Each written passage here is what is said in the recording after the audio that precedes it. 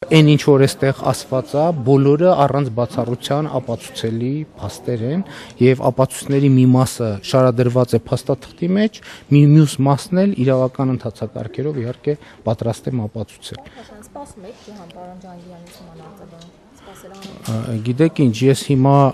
անկեղծ ասած վերջին հայտնի իրադարձություններից հետո Հայ ազգային կոնգրեսի ղեկավար կազմից ամեն ինչ սպասում եմ։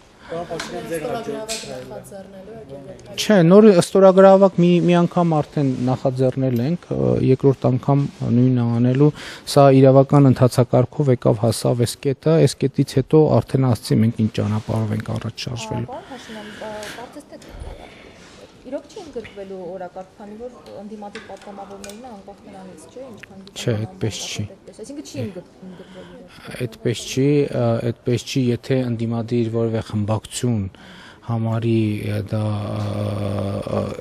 խմբակցությունը նախաձեռնություն ցուցաբերի, միայն այդ դեպքում կարող է տեղի ունենալ, բայց ինչպես տեսնում եք, ընդդիմադիր որևէ խմբակցություն այդպիսի նախաձեռնությամբ հանդես չի գա։ Չի համարում իշխանապողության պահանջներ հնչեցնող քաղաքական ուժերը չմիացան Սերժ Սարգսյանի իմպիչմենտի գործընթացին։ Գիտեք, դուք իրադարձություններից հետ եք մնացել մի փոքր, որովհետև այն ուժերի մասին, որ գրում եք, ասում եք դուք հիմա իրենք արդեն մեծարգո Սերժ Սարգսյանին բաց նամակներ գրող քաղաքական ուժեր եւ քաղաքական գործիչներ են, եւ ես կարծում եմ, որ Հայ ազգային կոնգրեսի առաջնորդ Լևոն Տեր-Պետրոսյանը պետք է կարողանար պետք է ի վերջո բավարար կամք ունենար դեռևս 2 տարի առաջ հայտարարելու, որ իր հրապարակած հայտարարած բուրժուա-դեմոկրատական հեղափոխությունը ավարտվելու է մեծարգո պարոն Սերժ Սարգսյանին ճակերտների մեջ ուղղված բացնամակով։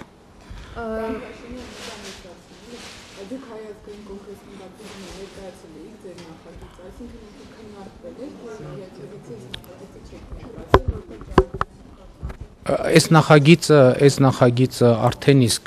իսկ բավական երկար ժամանակ մի քանի ամիս շրջանառության մեջ է եւ ես ուզում եմ հիշեցնել, որ Հայ ազգային կոնգրեսի խմբակցության падգամավորները իրենց ողջ նախընտրական ելույթներում եւ շրջանում ասել են, որ ազգային ժողով են գալիս Սերժ Սարգսյանի պաշտոնանկությանը հասնելու համար եւ նախկինում էլ եղել են այդպիսի ձևակերպումներ եւ ես ասել եմ թող Գագիկ Ջհանգիրյանը հենց այսօրվանից զբաղվի Սերժ Սարգսյանին պաշտոնանկ անելու գրագետ նախագիծ գրի եւ ես առանց քննարկման կողմ եմ քվեարկելու եւ ստորագրելու եմ այդ նախագծի տակ առանց քննարկման կապ չունի դրա մեջ ինչա գրված լինելու, իրավական ինչպիսի ձևակերպումներ են տրված լինելու։ Ես նախկինում էլ ասել եմ, եթե հիշում եք, ես բրիֆինգ արեցի ազգային ժողովում եւ ասացի ցանկացած նախագիծ, որի վերնագիրը, որը կվերաբերվի Սերժ Սարգսյանին պաշտոնանկ անելու, ես այդ նախագծի տակ կստորագրեմ արտահերտության կարգով եւ լիագումար նիստում կողմ կքվեարկեմ եւ եթե մեր հանձնաժողովը լինի գլխադասային հանձնաժողով, այդ դեպքում կողմ կքվեարկեմ։ Իդեպ, քանի որ հարցը հնչեց, բոլորիդ ներկայությամբ ուզում եմ ասել, ուղղակի հարցը հնչեց թե ինչու ես քվեարկությանը չմասնակցեցի, ես ուղղակի պետաիրավական հարցերի հանձնաժողովի անդամ չեմ։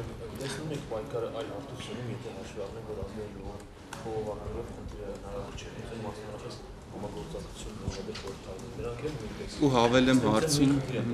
հավելում Զորի Փոստանջյանը առաջարկ արեց այս նախագիծը տանել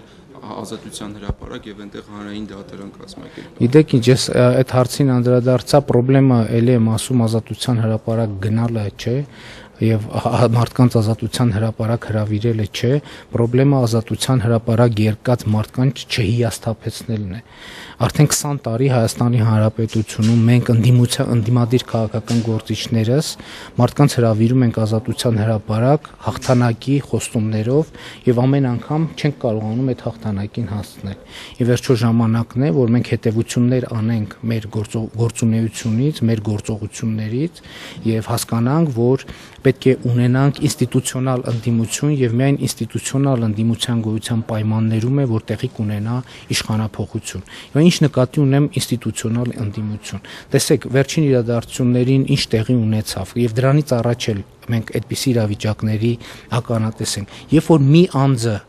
լիազորություն ունի կամ իրեն լիազորություն է վերապահում որոշել 100,000-ների փոխարեն, ամեն անգամ մենք ունենալու ենք այսպիսի ձախողումներ։ Մեզ արկավոր են ինստիտուցիոնալ ընդդիմադիր համակարգ, որտեղ որոշումների կայացումը եւ ընդհանրապես քաղաքական process-ների ճակատագրերը կախված չեն 1-2 անձերի կմահաճույքից կամ որոշումից։ Ինչ վերաբերվում է այլ ուժերի հետ համագործակցելուն, ելի ենք ասում, մեզ համար շատ կարևոր է, որ մենք շատ հստակ սցենար ունենանք, թե ինչպես ենք մենք իրականացնելու իշխանափոխություն, եւ այդ սցենարը ոչ թե պետք է տակտիկական նկատառումներով գաղտնի պահել, այլ բաց սցենար պետք է լինի, եւ այդ սցենարը պետք է համապատասխանի ռեալության չափանիշներին։ Այսինքն մենք ամենևին էլ այսպես ասած մեծ գործ չենք համարում, որ մենք ամեն անգամ շատ արագ մարդկանց ոգևորենք եւ դրանից հետո շատ կարճ ժամանակում մարդկանց հուսահատեցնենք եւ հիասթափեցնենք։ Մենք կարծում ենք, ելի եմ ասել, այն ժամանակ, երբ մենք ազատության հրապարակ կհրավիրենք մարդկանց, ասելով, որ այ ժողովուրդ, մենք սկսել ենք Սերժ Սարգսյանին հեռացնելու գործընթաց, եկեք ազատության հրապարակ, ուրեմն մարդը պետք է իմանա ինքը եկավ ազատության հրապարակ, ինչքան ժամանակից Սերժ Սարգսյանը ել չի լինելու այդ պաշտոնում։ Իսկ դրան երբ սպասենք, պարոն Փաշինյան։ Երբ որ կունենանք ինստիտուցիոնալ ընդդիմություն, մենք աշխատում ենք ինստիտուցիոնալ ընդդիմություն ձևավորելու ուղղությամբ եւ ես կարծում եմ, որ ինստիտուցիոնալ ընդդիմությունը պետք է ձևավորվի ստվերային կառավարություն Հայաստանում, ապագայի նախագիծ եւ ինստիտուցիոնալ կառույց։ Այս պահին Հայաստանում ես հենց դրա անհրաժեշտության մասին եթե խոսում եմ, կարծում եմ, որ այդպիսի քաղաքական ուժ այս պահին չկա։ Համենայն դեպս քաղաքացիական պայմանագիր միավորումը իր առաջխնդիրը դրել ունենալ, ստեղծել այդպիսի ինստիտուցիոնալ համակարգ։ Ընդդիմադիր դաշտը զբաղեցնել կամ զբաղեցնել չէ, ընդդիմադիր դաշտում լինել։ Ընդդիմադիր կարող է լինել այդ դաշտը կարող է զբաղեցնել ինստիտուցիոնալ ընդդիմությունը։ Մենք 20 տարվա ընթացքում 20 տարի Հայաստանում անդադ խոսում է իշխանափոխության մասին։ Իշխանափոխություն տեղի չի ունենում, որովհետև չկա ինստիտուցիոնալ ընդդիմություն։ Որոշումները կայացում են կարելի է մի մարդու վրա ազդեցությամբ լուծել ամբողջ քաղաքական process-ների ճակատագիր։ Սրանում է ամբողջ խնդիրը եւ ելի եմ ասում, եթե որևէ մեկը այդ կոնտեքստում դիտարկում է, որ այսինչ անուն ազգանունով անձը ընդդիմադիր դաշտը կզբաղեցնի, պետք է իմանա, որ անձը ընդդիմադիր դաշտը չի կարող զբաղեցնել։ Եվ եթե կան անձինք, ովքեր հավակնում են իրենցով ընդդիմադիր դաշտը զբաղեցվել որպես անձ, նրանք ուրեմն մարդկանց տանում են հերթական ձախողման։ Գիտեք ինչ, ես ուզում եմ ձեզ ասել, որ շոուները լինում են նաև reality show։ Այսինքն, եթե ուզում եք այդ տերմինաբանությամբ, սա կարող ենք տեղավորել reality show-ի ժանրի մեջ։ Իսկ ինչի հանգեցրեց սա եւ ինչ սպասել ապագայում սցենարներ կարող ենք տեսնել։ Ինչի է հանգեցրել այս վիճակը։ Դե ես ասացի, արդեն հանգեցնել են նրան, որ Գագիկ Ջհանգիրյանը գլխավոր դատախազ դառնալու իր երազանքը իրագործելու նոր սցենարներ պետք է մտածի։ Եվ այսօր տեսանք, որ այդ սցենարն իրագործելու առաջին քայլը արվեց, Գագիկ Ջհանգիրյանը շատ վստահ նստած էր հանրապետականների առաջին շարքում։ Երեք Լևոն Տեր-Պետրոսյանը նաև մի փաստաթուղթ հրապարակեց սրտի խոսք ուղղված Գագիկ Ծառուկյանին, ինչ կարծիք ունեք այդ բովանդակ։ Ուրեմն իմ կարծիքը դրա կապակցությամբ շատ հստակ է եւ